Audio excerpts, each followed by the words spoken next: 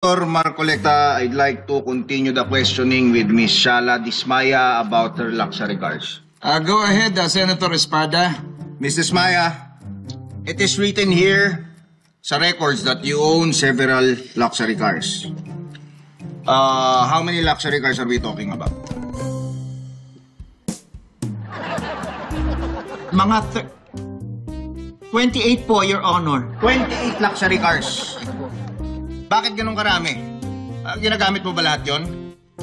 Actually, ginagamit din po ng mga anak ko. Ilan ba yung mga anak mo? 4 po, Your Honor. 4 lang? That's still a lot of luxury cars considering na 6 lang kayo sa pamilya.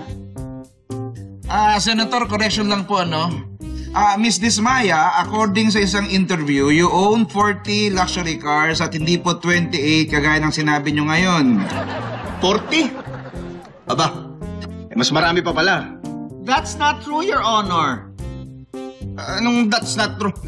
Nasa records nga, 40 luxury cars ang pag-aari mo, tapos ngayon sasabihin mo 28 lang. Sabihin mo totoo, huwag ka magsinungaling. Hindi po talaga totoo yan. 28 lang po talaga. Miss Dismaya, the numbers don't add up. How do you explain that? 40 po talaga yung total ng mga kotse namin, pero 28 lang po yung luxury. Yung natitirang 12, hindi po sila luxury. Aba, Miss Dismaya, paano hindi luxury?